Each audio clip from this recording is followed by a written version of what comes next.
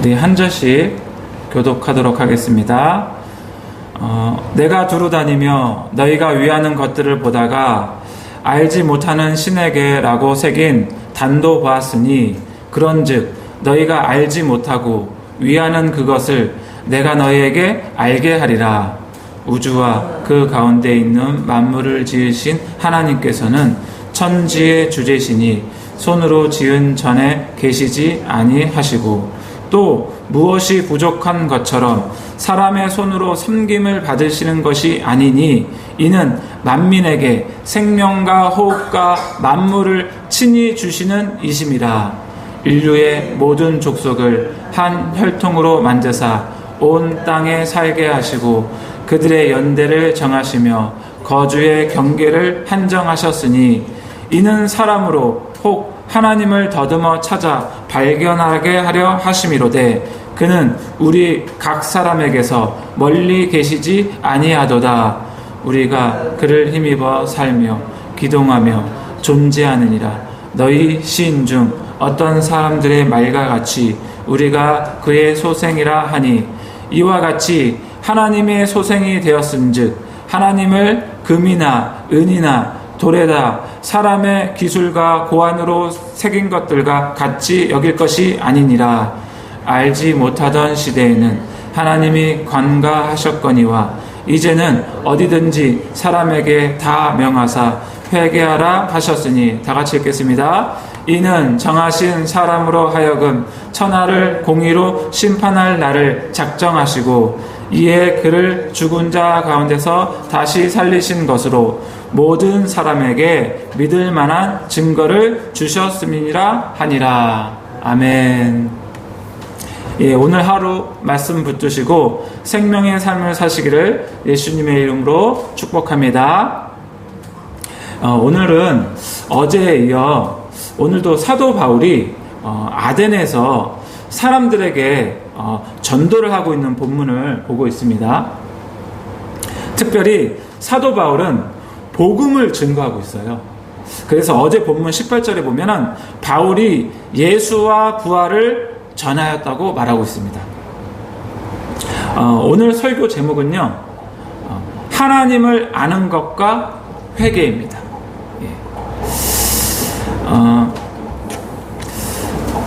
이 당시 많은 신들을 섬기고 있었거든요. 헬라인들이. 아덴에서, 이 아덴이라는 도시에서 사도 바울은 이런 문구를 발견하게 돼요. 알지 못하는 신에게라고 새겨진 제단을 이제 보게 됩니다. 이 아덴이라는 도시는 왜 이런 문구를 적어놨을까요? 왜냐하면 이 아덴이라는 도시는 헬라인들이 살고 있는 것인데 수많은 신들을 섬기고 있었어요. 우리는 유일신 하나님만을 섬기잖아요. 근데 이 헬라인들은 수많은 신들을 섬기고 있어요. 그래서 혹시나 자신들이 알지 못하는 신들이 있는데 그 신들을 빼먹고 섬기는 것이 아닐까 싶어서 그 신을 섬기지 못함으로 말미암아 재앙들을 맞이할 수도 있고,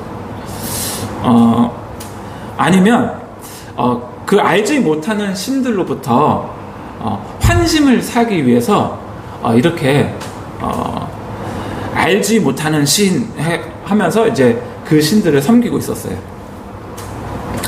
그런데 알지 못하는 신에게라는 표현은 그 표현 자체가 모순이에요. 왜냐하면 우리는 알지 못하는 신을 섬길 수 없거든요. 예, 알지 못하는데 어떻게 섬겨요? 맞죠? 우리 본문 말씀 23절을 한번 다 같이 읽어보도록 하겠습니다. 시작. 내가 두루 다니며 너희가 위하는 것들을 보다가 알지 못하는 신에게라고 새긴 단도 보았으니 그런즉 너희가 알지 못하고 위하는 그것을 내가 너희에게 알게 하리라. 본문 말씀 23절을 보면요, 너희가 위하는 것, 알지 못하는 신에게 이렇게 표현이 되어 있거든요. 이 표현은 알지 못하는 신을 섬긴다는 말이거든요. 다시 말해서 알지 못하는 신을 예배한다는 말이에요. 알지 못하는 신을 어떻게 섬길 수 있겠습니까? 알지 못하는 신을 어떻게 예배할 수 있겠습니까?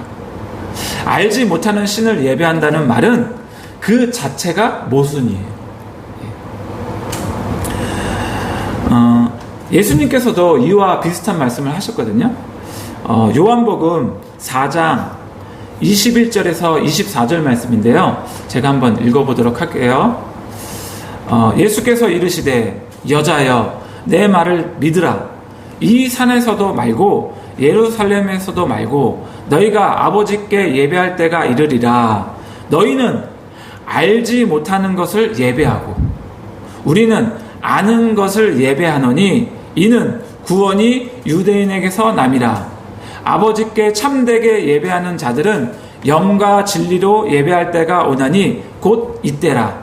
아버지께서는 자기에게 이렇게 예배하는 자들을 찾으시느니라. 하나님은 영이시니 예배하는 자가 영과 진리로 예배할지니라. 아멘. 우리가 하나님을 예배하려면요, 먼저 예배 대상이신 하나님을 알아야 돼요. 그것이 순서예요. 알지 못하는 하나님을 예배할 수 있을까요? 그 알지 못하는 하나님을 섬길 수 있을까요? 가능하지 않습니다. 살아계신 하나님을 믿는 우리 그리스도인 여러분들, 하나님을 아십니까? 제가 왜 이런 질문을 드렸냐면, 혹시 알지 못하는 신을 섬기듯이 하나님을 섬기고 있지 않는 것은 아닌지 우리가 물어봐야 돼요. 우리 자신에게. 우리가 하나님을 섬긴다고 하면서 하나님을 몰라. 그러면 하나님을 제대로 섬길 수 없어요. 그래서 우리가 하나님을 아는 것은 반드시 중요하고요, 필요해요. 그런데 우리가 하나님을 알려면 어떻게 알아야 될까요? 단순히 성경적인 지식을 아는 것이 하나님을 아는 것이 아니에요. 그거는 하나님을 아는 것에 도움이 되고 필요한 것이지만, 하나님을 아는 것은요, 반드시 우리에게 무엇이 필요하냐면요, 하나님의 계시가 필요합니다. 이 하나님의 계시가 없이는요, 우리는 하나님을 알 수가 없어요. 하나님으로부터 오는 계시가 있어야 그분을 알 수 있어요. 우리의 노력과 우리의 어떠한 것으로 하나님을 알 수 있는 것이 아닙니다. 시편 43장 3절에서 4절에 이런 말씀이 있거든요. 한번 잘 들어보세요. 주의 빛과 주의 진리를 보내시어 나를 인도하시고 주의 거룩한 산과 주께서 계시는 곳에 이르게 하소서. 그런즉 내가 하나님의 제단에 나아가 나의 큰 기쁨의 하나님께 이르리이다. 하나님이여, 나의 하나님이여, 내가 수금으로 주를 찬양하리이다. 여기에서 말하는 주의 빛이 나오잖아요. 예. 주의 빛과 주의 진리를 보내달라고 얘기하거든요. 여기서 말하는 주의 빛은 무엇을 말하는 걸까요? 이게 바로요, 주님으로부터 오는 계시를 말하는 거예요. 빛은 계시를 표현하는 방법이거든요. 어느 가운데, 어둠 가운데 빛을 비추면 그게 바로 곧 계시가 된 거예요. 그리고 여기서도 또 진리라는 말씀이 나오거든요. 주의 빛과 주의 진리를 보내달라고. 그러면 우리가요, 하나님을 예배할 수 있어요. 이 시편 기자도 그러하면 내가 하나님의 제단에 나아가 주를 찬양하리이다, 이렇게 고백하고 있어요. 그러니까 우리가 예배한다는 건요, 하나님으로부터 계시가 먼저 있어야 돼요. 왜냐하면 하나님을 알아야 하기 때문에. 근데 하나님을 아는 것은 단순히 성경적인 지식으로 하나님을 알 수가 없어요. 성경적인 지식에다 하나님으로부터 오는 계시가 있어야 그 하나님을 알 수 있어요.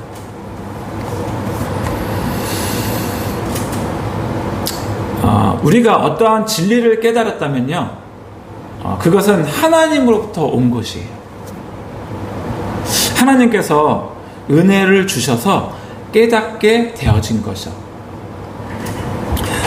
잠언 29장 18절에 이런 말씀이 있거든요. 묵시가 없으면 백성이 방자히 행하거니와 율법을 지키는 자는 복이 있느니라. 여기서 말하는 묵시가요, 다른 게 아니라 계시예요.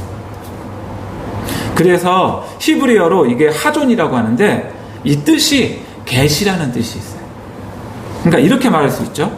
계시가 없으면 백성이 방자히 행한다고 했는데 망한다는 거예요. 계시가 없으면 망한다. 그리고 율법을 지키는 자는 복이 있다. 여기서도 이 계시와 율법을요, 같은 선상에 놓았다는 것을 눈여겨 보십시오. 계시와 묵시라고 표현되어 있는 계시와 율법을 같은 선상에 놓거든요. 그러면 여기서 말하는 율법은요, 단순히 문자적인 율법을 말하는 것이 아니에요. 그 이상입니다. 만약에 문자적인 율법을 말하는 것이었다면요, 이렇게 표현했을 거예요. 한번 잘 들어보세요. 율법이 없으면 백성이 방자히 행하거니와 율법을 지키는 자는 복이 있느니라. 이렇게 표현했어야 되는데 이 잠언 29장 18절은 그렇게 표현하지 않고 어떻게 표현하냐면, 묵시가 없으면, 그러니까 계시가 없으면 백성이 방자히 행하거니와 율법을 지키는 자는 복이 있느니라. 이 계시와 율법을 같은 선상에 놔요. 그러니까 다시 말씀드리지만 여기에서 말하는 율법은요, 단순히 문자적인 율법을 말하는 것이 아니고요, 여기서 말하는 율법은 하나님으로부터 오는 계시적인 하나님의 뜻을 말하는 거예요. 그 하나님의 율법을 지키는 자가 복이 있는 거예요. 그 하나님으로부터 오는 계시인 율법을 지키는 자가 복이 있다는 것을 말하는 거죠. 그래서요, 우리는요, 하나님을 아는 만큼 하나님을 예배할 수 있습니다. 바꿔 말해서 우리는 하나님을 아는 만큼 하나님을 섬길 수 있습니다. 그래서 우리의 예배의 성공은요, 우리가 하나님을 얼마나 아는지에 달려 있어요. 그 중에 중요한 요소가 하나님의 임재고요. 그런데 이제 이 시간에는 이제 하나님의 임재에 대해서는 시간이 별로 없기 때문에 할 수 없고요.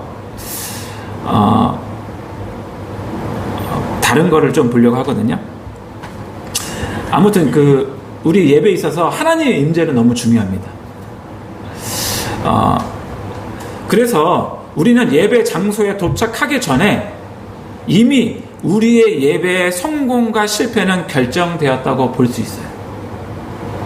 왜냐하면 우리가 아무리 하나님을 예배하라고 해도 하나님을 알지 못하면 그것은 진정으로 하나님을 예배하는 것이 아니기 때문에 그래요. 그래서 우리가 주중에 하나님을 알아야 돼요. 그 하나님을 아는 만큼 우리가 예배당에 나올 때 하나님을 예배할 수 있기 때문에. 그런데 정말 안타까운 현실은요, 우리 예배 가운데 너무나 많은 사람들이 하나님을 알지 못한 상태에서 하나님을 예배해요. 그러니까 하나님에 대한 감격도 없고, 예배 가운데 하나님에 대한 경외함도 없고, 하나님에 대한 갈망도 없는 거예요. 그리고 하나님을 알지 못한 채 예배만 하려고 해요. 그래서 예배가 어떻게 되어지냐면요, 예배가 형식적이 되어져. 하나님 알지 못하니까 하나님을 예배를 해야 되는데 예배를 하려고 하니까 예배가 형식적으로 되어지는 거예요. 그리고 예배가 밋밋해져요. 그래서 예배가 생동감이 없는 죽은 예배가 되는 거예요. 그런데 그렇게 예배 드리기를 한 주, 두 주, 한 달, 두 달, 1년, 2년, 심지어 10년, 20년을 그렇게 예배를 드렸어요. 많은 사람들이.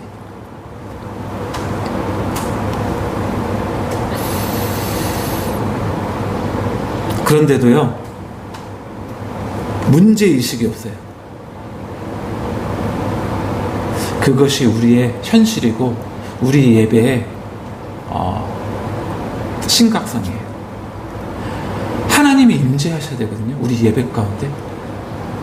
하나님이 임재하시지 않으면 그게 무엇이 문제인지, 하나님 우리의 예배를 왜 안 받아주시는 거예요? 왜 우리와 함께 하지 않으시는 거예요?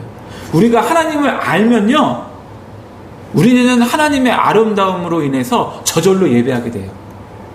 때로는요, 눈물을 흘리면서 예배하게 되고요, 그 하나님을 더 알기를 원하면서 예배하게 돼요.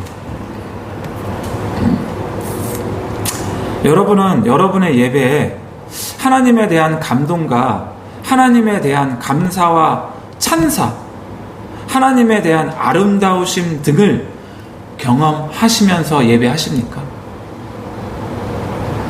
우리는 그 하나님에 대한 예배가 하나님에 대한 그런 감격과 기대감과 그런 갈급함이 있어야 돼요, 예배 가운데.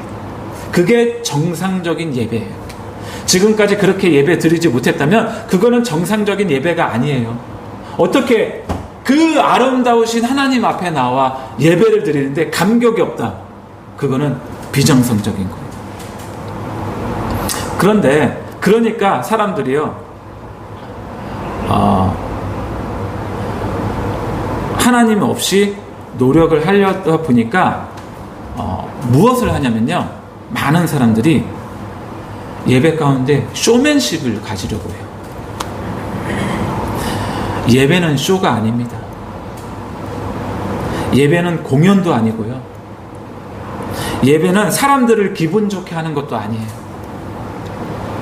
예배는 말 그대로 하나님을 영과 진리로 예배하는 것이어야 돼요. 그래서요, 하나님을 아는 것이 매우 매우 중요해요. 예배의 핵심은요, 다른 것이 아니에요. 예배의 핵심은 하나님을 아는 것이에요. 왜냐하면 우리가 하나님을 아는 만큼 하나님을 예배할 수 있기 때문에 그래요. 그래서 우리가 하나님을 알아, 하나님을 아는 만큼 하나님을 예배할 수 있기를 예수님의 이름으로 축복합니다. 그래서 이제 본문 말씀을 다시 돌아오자면, 사도 바울은 알지 못하는 신에게 드리는 이러한 이제 문구를 보게 되죠. 그런데 이 사도 바울이 23절에 이 메시지를 통해서 전도의 접촉점으로 삼아 설교를 하기 시작해요. 본문 말씀 23절부터 29절의 내용이요, 대략 이런 거거든요. 우주와 만물을 창조하셨다. 손으로 지은 곳에 계시지 않는다. 만민에게 생명과 호흡과 만물을 주셨다. 인류 모든 족속의 주관자이시다. 하나님은 우상과 같이 새긴 것들과 같은 것이 아니다. 이렇게 말하고 있어요. 그러면서 사도 바울은요, 결정적으로 복음을 전합니다. 그 말씀이 이제 30절에서 31절 말씀이거든요.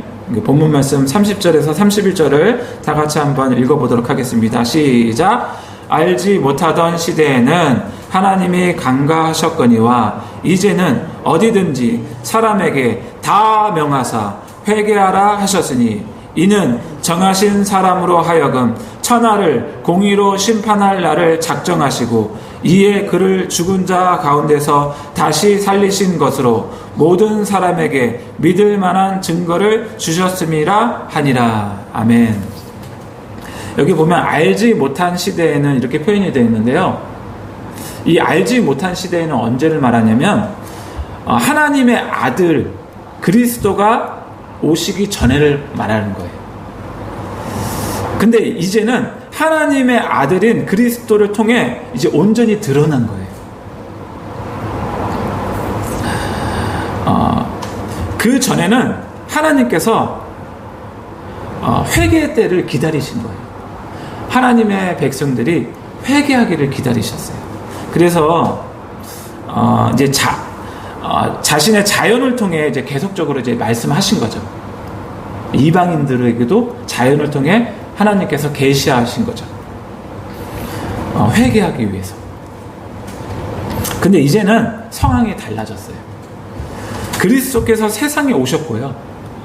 그가 인류의 죄를 대속하셨고, 그 복음의 메시지가, 그 부활의 메시지가 온 세상에 울려 펴지게 돼 있어요. 그러니까 이제는 이스라엘 사람들도 이방인들도 아무도 핑계하지 못해요. 이제 이 복음의 메시지는 울려 퍼지고 있기 때문에 그래요. 그런데 그거 아십니까? 이 복음의 메시지 중에 핵심이 바로 회개예요. 그 30절 하반부에 보면 이렇게 되어 있거든요. 이제는 어디든지 사람에게 다 명하사 회개하라 하셨으니. 사람들에게 다 명하사. 여기 사람들에게 다 명하사는요, 모든 사람을 말하는 거예요. 근데 뭐 하라고요? 회개하라.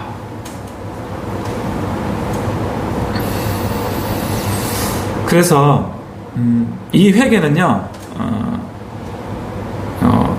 헬라어로 메타노에인인데 현재 능동태 부정사로서 이 계속적인 명령의 뜻을 내포한대요.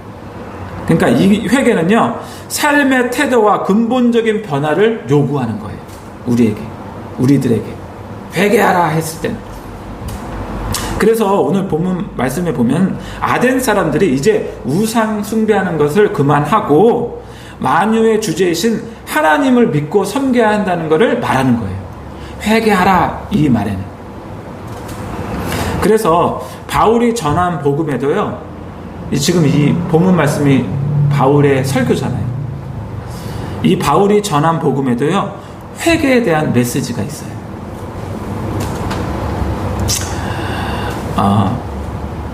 세례 요한의 메시지가 뭐였죠? 회개하라, 천국에 가까이 왔느니라. 예수님도 천국 복음을 전하시면서 오자마자 하신 말씀이 회개하라, 천국이 가까이 왔느니라. 그 마가복음에서는 이르시되 때가 찼고 하나님의 나라가 가까이 왔으니 회개하고 복음을 믿으라 하시더라. 이렇게 전하셨어요. 세례 요한과 예수님뿐만 아니라요, 베드로도 이렇게 전했거든요. 사도행전 2장 36절에서 38절에 보면 그런즉 이스라엘 온 집은 확실히 알지니 너희가 십자가에 못 박은 이 예수를 하나님이 주와 그리스도가 되게 하셨느니라. 그들이 이 말을 듣고 마음에 찔려 베드로와 다른 사도들에게 물어 이르되 형제들아 우리가 어찌할꼬 하거늘. 베드로가 이르되 너희가 회개하여 각각 예수 그리스도의 이름으로 세례를 받고 죄 사함을 받으라. 베드로도요, 회개를 전했어요. 오늘 본문에 나오는 사도 바울도 복음의 메시지 중에 가장 중요한 메시지가 뭐냐? 회개였습니다. 어떤 사람은 사도 바울은 회개를 전하지 않고 믿음만 전했다고 착각하는데요. 아니에요. 사도 바울도 믿음을 전했을 뿐만 아니라요, 회개를 전했어요. 그러니까 사람들에게 다 명하사 회개하라 하셨으니 이렇게 말씀하시는 거예요. 정리하도록 하겠습니다. 우리가 하나님을 아는 만큼 하나님을 예배할 수 있습니다. 마찬가지로 우리가요, 하나님을 아는 만큼 하나님께 회개할 수 있어요. 우리가 하나님을 모르니까 회개하지 못하는 거예요.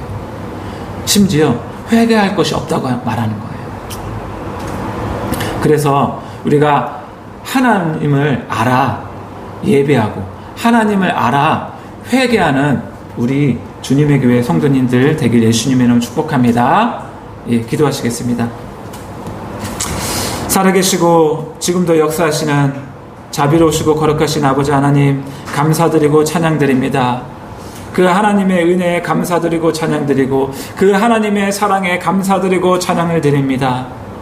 하나님, 이 만물을 창조하신 하나님이 얼마나 아름다우시겠습니까? 그 하나님을 알아 예배하기를 원하고 그 하나님을 알아 회개하기를 원합니다. 그러한 역사들이 이 시간 일어나게 하여 주시옵소서. 우리 성도님들 한 사람 한 사람 가운데 하나님을 알아 하나님께 나아가 하나님을 예배하는 자를 세워주시옵소서. 감사를 드립니다. 우리 구주 예수 그리스도의 이름으로 기도드리옵나이다. 아멘. 우리 주신 말씀 붙드시고 오늘도 승리하는 하루 되시기를 예수님의 이름으로 축복합니다. 우리 이 시간에 들은 말씀 기억하면서 주여 한번 외치시고 기도하시겠습니다.